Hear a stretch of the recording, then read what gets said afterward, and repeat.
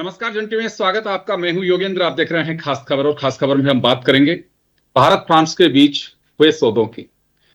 रक्षा सौदा 114 रफाल को भारतीय रक्षा समिति है उसकी ओर से मंजूरी मिल गई, लेकिन कहा जा रहा है कि इस डील में थोड़ा सा वक्त लगेगा। लेकिन हाँ, इस बीच मुंबई में जो प्रधानमंत्री नरेंद्र मोदी और फ्रांस के राष्ट्रपति मैक्रो के बीच जो मुलाकात हुई और दोनों के बीच द्विपक्षीय वार्ता हुई, उसमें कुछ ऐसे चीजों को लेकर के मुझे लगता है कि लॉजिस्टिक और हमारे डिफेंस के मोड से अगर हम देखें तो बहुत ही जरूरी है। यहाँ एविएशन में हमें वो और ताकत मिलेगी जिसमें हेलीकॉप्टर्स तो वीडियो ऑन है क्या? जेट की तरह काम करेंगे, यानी कि वो घातक मिसाइलों को भी दाग सकते हैं।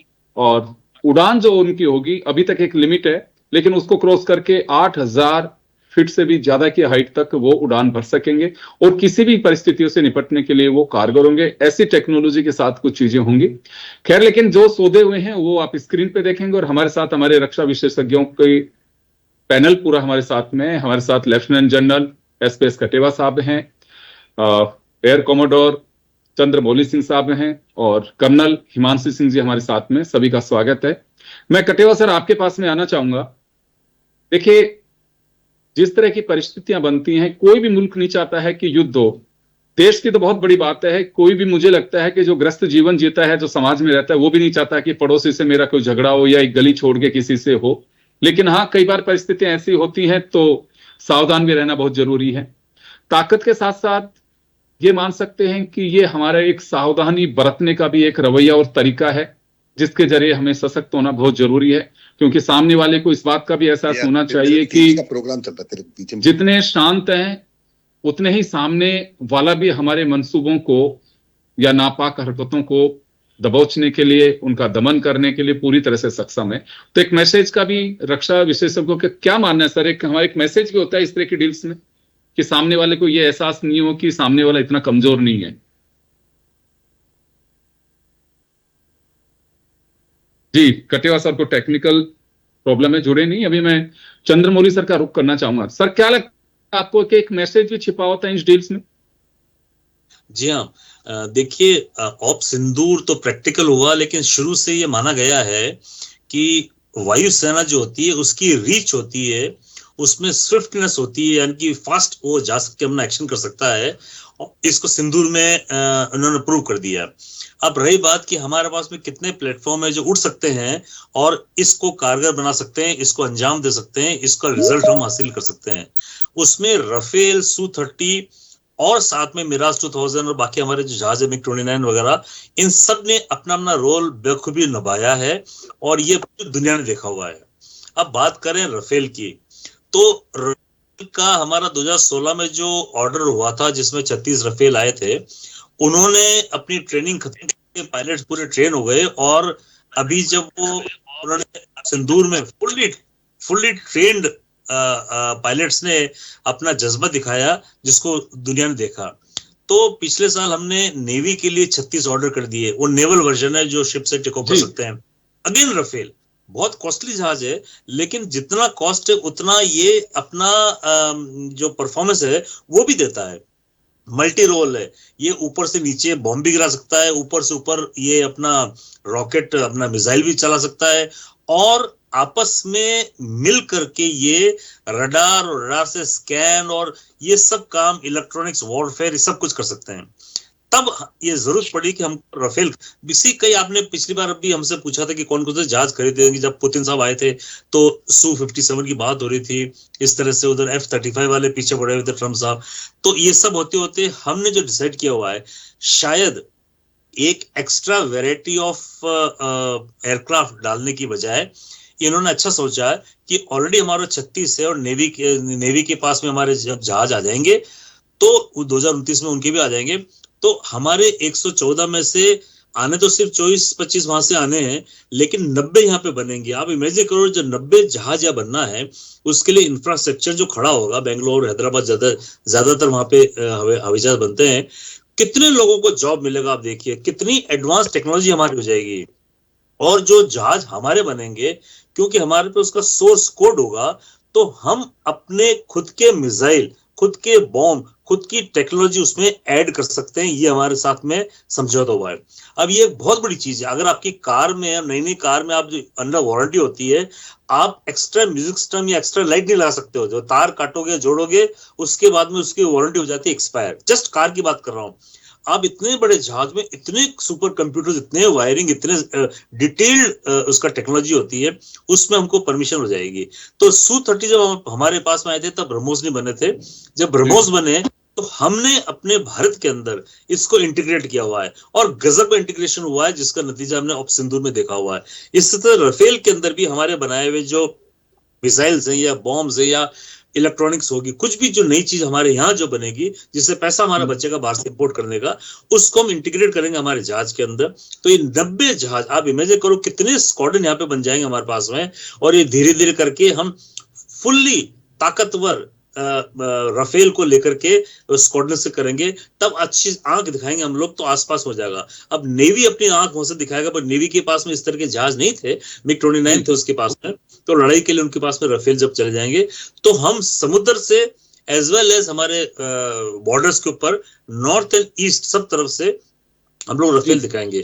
तो मैं ये देखता हूँ कि ये डील बहुत अच्छी हुई है और इसमें ऑन टाइम सब कुछ सप्लाई हो जाए, हमारा बनना शुरू हो जाए, हमारे इंफ्रास्ट्रक्चर खड़े हो जाए, तो बहुत ही भारत के लिए बेहतर है। बिल्कुल, इसमें कोई संदेह नहीं है, क्योंकि सबसे बड़ी बात है कि आपके टेक्नोलॉजी अपनी होगी, आप यहाँ पे बनाएंगे, तो मुझे लगता है इससे और हमारे विकास को गति मिलेगी। साथ ही सबसे बड़ी बात ये होती है कि उस ताकत का एहसास आपको खुद को होता है। टेक्नोलॉजी में अगर कहीं कोई खामी रहती है, आप दुरुस्त कर सकते हैं। तो बहुत सारी चीजें ऐसी होती हैं। नेवी हमारी अभी तक भी उसके पास में फाइटर्स हैं, लेकिन रफाल के लिए कहा जाता है कि लेटेस्ट टेक्नोलॉजी जो रफाल 16 की डील हुई है, उससे भी एडवांस टेक्नोलॉजी 114 में शामिल किया जाएगी। और उसमें एक चीज हो रहा है कि जैसे जैसे टेक्नोलॉजी में एडवांस कुछ वर्जन आएंगे, तो वो उसको अपडेट कर सकते हैं। चलिए, कटेवा साहब हमारे साथ जुड़ गए। सर, हेलीकॉप्टर्स और रफाल की डील को लेके ये है कि हमारी रक्षा समिति ने तो उसे फाइनल किया है, लेकिन कहा जा रहा है कि उसमें थोड़ा वक्त लग सकता है। लेकिन जॉइंट प्रेस कॉन्फ्रेंस में कहा गया है कि हिमालय की ऊंचाइयों तक जाने वाले हेलीकॉप्टर्स हम लोग बनाएंगे, यहाँ मिलेंगे। कुछ इस तरह के हमें मिसाइलें मिल रही हैं। तो दो चीजें हैं, एक होता है कि आपकी ताकत में और मजबूती आती है, और दूसरा होता है कि आपके पास में ताकत होती है तो सामने वाले को भी इसका एहसास होता है। तो दोनों मैसेज कहें इससे। देखिए योगेंद्र जी, हिंदुस्तान तो चाहेगा कि जितने भी हम एडवांस प्लेटफॉर्म्स खरीद रहे हैं, चाहे वो एयर के हों, चाहे वो लैंड के प्लेटफॉर्म्स हों, चाहे वो सी के प्लेटफॉर्म्स हों, हमारी कोशिश ये रहती है कि वो ज्यादा से ज्यादा उसका कंपोनेंट्स यहाँ हिंदुस्तान में बने। जैसे राफेल के लिए भी अभी हमने कोशिश, इसी में जो आपने जॉइंट प्रेस कॉन्फ्रेंस में भी सुना होगा, कि हमारी ये इच्छा है कि उसके 50% जो है उसका कंटेंट ऑफ द राफेल, उसको यहाँ बनवाना चाहिए हिंदुस्तान में। उससे जैसे कि अभी साहब ने बताया कि उससे फिर यहाँ के लोगों को काम मिलेगा और मेक इन इंडिया को भी एक बूस्ट मिलेगा। तो इसके साथ साथ रिपेयर, मेंटेनेंस और ओवरहॉल की फैसिलिटी भी यहाँ क्रिएट करनी चाहिए। ये है तब है जब आगे कि मैं जब बोल रहे हैं कि हाँ बनेंगे, वो अलग बात है। उससे पहले की ये बातें हैं कि ये चीजें स्टार्ट होनी चाहिए, उसके बाद ही फिर यहाँ मैन्युफैक्चरिंग पूरी तरह से स्टार्ट होगा। और ये जरूरी है कि हमारे को अपनी जो इक्विपमेंट है, हमारा हार्डवेयर है, जो भी, उसको हमें धीरे धीरे अपग्रेड करना चाहिए। और उससे हमारे जो एडवर्सरीज हैं, खास करके हमारे जो नॉर्थ में एडवर्सरी हैं, चाइना, उनकी जो खुद की एयरक्राफ्ट्स हैं, खुद के मिसाइल्स हैं, वो काफी आगे 4th जनरेशन 5th जनरेशन के वो इक्विपमेंट बनाए जा रहे हैं। तो उसे मैच करने के लिए हमें हमारी टेक्नोलॉजी आगे बढ़ाना पड़ेगा। जी कटेवा सर, थोड़ा सा पीछे हो जाइए, आपका फोरहेड कट रहा है, पूरा दिख नहीं रहा। बस जी सर, बिल्कुल परफेक्ट है। तो जी प्लीज कंटिन्यू। इसी के साथ साथ जैसे अभी हमने बोला कि रिसर्च को, और रिसर्च के साथ साथ दोनों का जॉइंट रिसर्च हो और उन दोनों का को डेवलपमेंट हो, किसी भी इक्विपमेंट का, फिर को प्रोडक्शन हो, और उससे फिर हमारे जितने भी लैंड और एयर और सी के प्लेटफॉर्म्स हैं, वो सब हम उसके तहत उसको प्रोड्यूस करें, किसी भी टेक्नोलॉजी के साथ रिसर्च करें दूसरी कंट्री के साथ बैठ के। तो इस तरह से हमारी और फ्रांस की जो डिफेंस कोऑपरेशन की डील है, वो उसको रिन्यू किया है अगले 10 साल के लिए फिर से। और इसके साथ साथ एक और MOU जो हमारी भारत इलेक्ट्रॉनिक्स है, उन्होंने की है। वहाँ के जो सफरान इलेक्ट्रॉनिक्स एंड डिफेंस के एक एस्टेब्लिशमेंट है, उनके साथ हमारे हैमर मिसाइल्स का भी एक कॉन्ट्रैक्ट हुआ है, MOU हुई है, वो उससे हमें प्रोक्योर करेंगे। और ये जो चीज है, जो रिसर्च, को डेवलपमेंट, को प्रोडक्शन, ये इंटीग्रल पार्ट बनाया गया है डिफेंस डील का, कि किसी भी इक्विपमेंट को हम खरीदेंगे तो ये उसके साथ साथ ये चीजें भी होनी चाहिए। तो उस हिसाब से बहुत अच्छा हुआ है। और अभी राफेल दुनिया के सबसे अच्छे जो लड़ाकू विमान है उनमें आता है। और ये हमारी धीरे धीरे हमारी पूरी फ्लीट है, जो फाइटर्स की फ्लीट थी, जो पुरानी हो रखी थी, वो धीरे धीरे फेज आउट हो जाएंगी। और अगले 2-3 साल के अंदर, 4 साल के अंदर हमारी एयरफोर्स की फाइटर स्क्वाड्रन्स है, उनकी पोटेंसी बढ़ जाएगी। और उसके साथ साथ नेवी भी ये हवाई जहाज खरीद रही है। और एक योगेंद्र जी, जब होता है कि एक ही तरह के फाइटर के क्राफ्ट हो अगर नेवी और एयरफोर्स में, तो उनको मेंटेन करना, उनको रिपेयर करना इकोनॉमिकल भी हो जाता है। और उसमें हमारी जो एक्सपर्टीज है वो बढ़ जाती है। एक ही तरह के इक्विपमेंट को स्पेशलाइजेशन बढ़ जाता है। तो इससे अच्छा है कि 3-4 तरह के फाइटर खरीदें। तो ये एक पुरानी टाइम था जब तीनों सर्विसेज अलग अलग तरह के इक्विपमेंट खरीदे करती थी।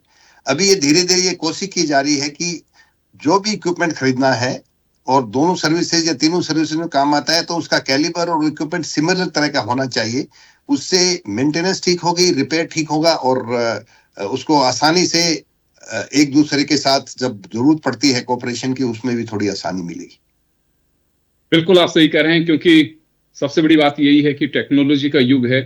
अब वो दौर नहीं है कि आप क्रॉस द बॉर्डर और वहां जाकर के आप अटैक करें, वो उस पोजीशन में कि आपको कब्जा लेना है। अदरवाइज तो अपनी कंट्री में बैठे बैठे ही आप तकनीक के आधार पर अपने टारगेट को आप अचीव कर सकते हैं। मैम, आपके पास में आना चाहूंगा, अभी भी पहाड़ी क्षेत्रों में, चाहे लेह लद्दाख हो या फिर हमारे POK से लगता हुआ एरिया, वो हेलीकॉप्टर्स उस रेंज के अभी नहीं हमारे पास में जो इतने हाइट तक जा सके। पर्टिकुलर कुछ एरिया को कवर कर सकते हैं, सिक्किम और इधर जो चाइना से बॉर्डर लगता है उसमें भी। तो यहाँ मैं देख रहा था, मैंने गलत बोला उस समय कि 8,848 फीट, 8,4800 मीटर तक ये जा सकते हैं। और दोनों ही तरह से, जिसमें मिसाइल भी आप लगा सकते हैं और लॉजिस्टिक उससे भी। तो अभी हमारी एक आवश्यकता है, हमारे पास में रोड चेन तो बहुत अच्छी बन गई, वहां तक सहज सुलभ आप टेक्नोलॉजी के साथ में पहुंच भी सकते हैं। वहां अपना हथियार, लॉजिस्टिक, जो भी चीजें सब जा सकती हैं। लेकिन एक ये कमी थी कि हमें क्विक एक्शन में अगर कोई प्लान करना है, किसी तरह की कोई बात होती है तो जाने के लिए, इसकी कई कमी थी अभी जो पूरी हो सकती है इसके जरिए। नमस्कार, जय हिंद। देखिए, कमी बहुत सारी होती है और इसीलिए देखिए वो जो गैप हो जाते हैं उनको आपको लगातार फिल इन करना पड़ता है। जैसा कि हमने देखा कि भारत को अभी इस समय, जो मैं अगर हवाई जहाजों की बात करूं तो 42 स्क्वाड्रन की आवश्यकता है दोनों मोर्चों पे निपटने के लिए, चाइना और पाकिस्तान।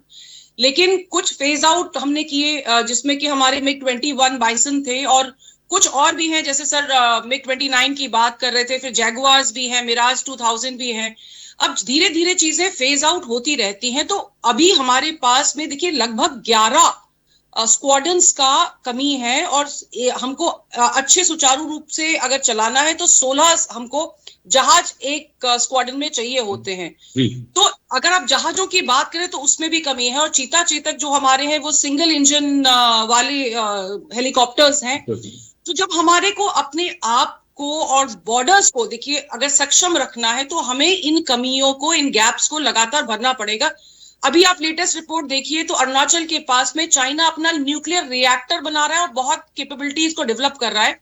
उसके पास 500 के करीब तो न्यूक्लियर आर्सेनल ऑलरेडी है, वो 1000 तक ले जाने की कोशिश कर रहा है। तो दुनिया जो है, हमारे आसपास जो हमारे एडवर्सरीज हैं, वो बहुत आगे सोच रहे हैं और अभी तक हम जिस तरह की चीजों पे अटके हुए हैं, दे आर वेरी बेसिक। मेरे हिसाब से ये जो लड़ाकू जहाज है, चाहे हम हेलीकॉप्टर्स की बात कर रहे हैं, अभी तो तृष्णा सैटेलाइट पे भी काम करेंगी जो कि हमें जलवायु वगैरह की भी जानकारी देगा। तो योगेंद्र जी, अगर हमको इंडिपेंडेंट अपने आप को कहना है या सार्वभौमिक कहना है या संप्रभु कहना है, उस दिशा में काम करने के लिए ये योजना बहुत अच्छी है। टोटल 21 के करीब इन्होंने MOU साइन किए हैं। और हमने ऑपरेशन सिंदूर के दौरान भी देखा था कि हमारे लिए जो फ्रांस की ये दोस्ती है उसकी वजह से जो डिफेंस इक्विपमेंट आया था, चाहे आप हैमर मिसाइल की बात कर लीजिए, चाहे इनके रफेल्स की बात कर लीजिए, तो कहीं ना कहीं हमारे को इनकी जो दोस्ती है वो काम में आती है। और जिस तरह का अभी जो आदान प्रदान चल रहा है, जिसमें कि पनडुब्बियों पे भी काम होगा, और जैसा सर पहले कह रहे थे कि एम्प्लॉयमेंट जनरेट होगा, वो भी बहुत अच्छी बात है। लेकिन इस सबसे ज्यादा जरूरी है, अगर हम फ्रेगमेंटेड वर्ल्ड को देखें तो रेयर अर्थ मिनरल्स की भी बहुत ज्यादा जो बात हो रही है, उसके लिए भी समझौता किया गया है। अब सप्लाई चेन्स जो हैं they are susceptible to interference. अभी देखिए ईरान अपना जो युद्ध कर रहा है, युद्ध नहीं, जो युद्ध की तैयारी कर रहा है, उसमें ऑलरेडी उसने अपनी एक्सरसाइज के लिए हॉर्मुज जलडमरू मध्य को बंद कर दिया है। युद्ध होता है नहीं होता है वो बात की बात है, लेकिन सप्लाई चेन तो डिस्टर्ब हो गई। ऐसे ही जो मलक्का, जो स्ट्रेट ऑफ मलक्का जो चाइना के पास है, चाइना उसको कभी भी ब्लॉक कर सकता है, क्योंकि हम देख रहे हैं जिस तरह से ताइवान में उसने आक्रामक रुख अपनाया है और जापान जिस तरह से रेसिप्रोकेट कर रहा है। तो पूरा जब इस तरह की जब चीजें हमारे आसपास के विश्व में हो रही होती हैं, तो हमको कहीं ना कहीं सप्लाई चेन्स को भी स्ट्रॉन्ग करने की जरूरत है। जब हम बात करते हैं को प्रोडक्शन एंड को डेवलपमेंट एंड टीओटी ट्रांसफर्स की, तो हम कहीं ना कहीं इन चीजों को सिक्योर कर रहे हैं कि अगर प्रोडक्शन हमारे यहाँ होता है, जैसे हमने तेजस के इंजन में देखा था, जो जी के इंजन अमेरिका से आने थे उसमें डिले हुआ। देन S-400 क्योंकि हमें रशिया से लेने थे और उनका यूक्रेन का वॉर शुरू हो गया, तो उसकी डिलीवरी में टाइम लगा। तो आपको फ्यूचरिस्टिक होना है। आज के समय में ये कोई लग्जरी नहीं है, इट इज अ नीड। और बॉर्डर सिक्योर करने के लिए आपको फूड जो सिक्योरिटी है, आपको इकोनॉमिक सिक्योरिटी है, आपको एजुकेशन सिक्योरिटी है, आपको एआई की जो सिक्योरिटी है, साइबर सिक्योरिटी है, स्पेस सिक्योरिटी है, हर लेयर पे काम करना पड़ता है। तो मुझे लगता है कि ये एक बहुत वेलकम चेंज है। और क्योंकि इसमें देखिए इनोवेशन एंड एजुकेशन पे भी बहुत बात हुई है, यानी कि हमारे 30,000 के करीब स्टूडेंट्स वहां जाकर सीख पाएंगे। तो अगर वो इन क्षेत्रों में, डिफेंस में या इनोवेशंस में वहां जाके सीखते हैं, तो शायद हमारे पास ऐसा एक पीढ़ी तैयार हो जाएगी जो इन डेवलपमेंट्स को, इन एमओयूज को बहुत आगे ले जाए। देखिए इन्होंने जो लंबा प्रोग्राम रखा है जी, वो तो टेक्नोलॉजी के हिसाब से ये कह सकते हैं हमें अभी डिपेंडेंसी भी कम करनी होगी, क्योंकि जो वेपन्स हमारे पास में, तो उसकी टेक्नोलॉजी हमारे पास में होनी चाहिए। अगर किसी भी वक्त किसी भी चीज की अगर कोई ऐसी जरूरत होती है हम दूसरे की तरफ ना देख सकें, इतने हमें टेक्नोलॉजी वाइज हमें सॉलिड होने की आवश्यकता है वर्तमान परिप्रेक्ष्य में। मुझे एक लाइन और बोलने दीजिए। देखिए टेक्नोलॉजी, स्पेशली एआई, अगर किसी और के पास में उसका सुपर कंप्यूटर है, वो आपकी टेक्नोलॉजी के साथ में इंटरफेयर कर सकता है, दैट इज वेरी क्लियर। क्योंकि जब आपके पास अपनी टेक्नोलॉजी है, अगर आप उसको अपने यहां से ऑपरेट कर रहे हैं, the power and remote control stage with you. Otherwise jamming की जो प्रॉब्लम होती है, चाहे आपके सैटेलाइट्स हैं, चाहे आपके जहाज हैं, चाहे आपके नॉर्मल रडार्स हैं, उनको जैम कोई और कर सकता है, and it is very very possible. लेकिन जब आपका इंटरनल सिस्टम्स होते हैं, तो उसकी जैमिंग के लिए उनको बहुत मेहनत करनी पड़ती है। ऐसा नहीं कि वो नहीं कर सकते हैं, लेकिन उसके लिए उनको एफर्ट्स बहुत डालने पड़ते हैं। उनको फिर अपनी टेक्नोलॉजी को हमारी टेक्नोलॉजी से आगे ले जाना पड़ता है। तो मुझे लगता है कि हर समय हम जो अपने पड़ोसियों से कैचअप करने की जो कोशिश कर रहे हैं, उस कैचअप की बजाय हमको उनसे आगे निकलना है। और उस आगे निकलने में चाहे हम उनसे रफेल्स खरीदें, चाहे हम उनसे मिसाइल्स के साथ कर यहाँ को डेवलपमेंट करें, चाहे हेलीकॉप्टर्स 135 यहाँ डेवलप करें, तो हम अपनी टेक्नोलॉजिकल एक संप्रभुता है उसको सिक्योर रख सकते हैं। क्षितिज 2047 इसको नाम दिया गया है, जिसमें कि जो भारत का 100 साल पूरे होंगे तब तक बहुत सारी योजनाएं इसमें फलीभूत होंगी। लेकिन सबसे अच्छी बात यह है कि जो आपकी मिसाइल्स हैं और आपके जो ये रफेल्स हैं, उसकी डिलीवरी और उसका उत्पादन उससे पहले शुरू हो जाएगा। तो मुझे लगता है it's a very very welcome thing. और जैसा मैक्रोन ने कहा कि पिक्चर अभी बाकी है, तो let's see how many beautiful things unfold in future. Yogendra ji बिल्कुल आप सही कह रही हैं, क्योंकि टेक्नोलॉजी का युग है और अगर डिपेंडेंसी कम होगी, क्योंकि आपने ये भी कहा कि दोनों ही इसके अगर हम देखें तो एस्पेक्ट होते हैं कि टेक्नोलॉजी को कहीं कोई मिसयूज भी कर सकता है और उसे जाम कर सकता है। तो उस स्थिति में, क्योंकि पिछले दिनों ऐसे बहुत बड़े हालात हुए, कोई कारण से किसी वायरस के रहले अमेरिका के पूरी उड़ाने सब जाम हो गई, बैंक्स में काम रुक गए, तो ये भी एक बड़ी दिक्कत है। हाँ, लेकिन आपकी अपनी टेक्नोलॉजी है तो उसके सॉल्यूशन भी आपके पास में होंगे, आपके हाथ में है, वो आप उसको उस तरह से निकाल सकते हैं। क्योंकि तकनीक के साथ साथ उसके नेगेटिव इफेक्ट्स क्या हो सकते हैं, उसको भी देखते हुए कुछ चीजें ऐसी हैं जो अपने यहाँ पे अगर उसके सॉल्यूशन के साथ में हम आगे बढ़ेंगे तो मुझे लगता है डिपेंडेंसी कम होगी, आप किसी की तरफ भी देखेंगे नहीं। मैं वापस से सर आपका रुख करना चाहूंगा चंद्रमौली सर। हम हेलीकॉप्टर्स की बात कर रहे थे सर, कारगिल युद्ध के वक्त आप खुद भी मौजूद थे।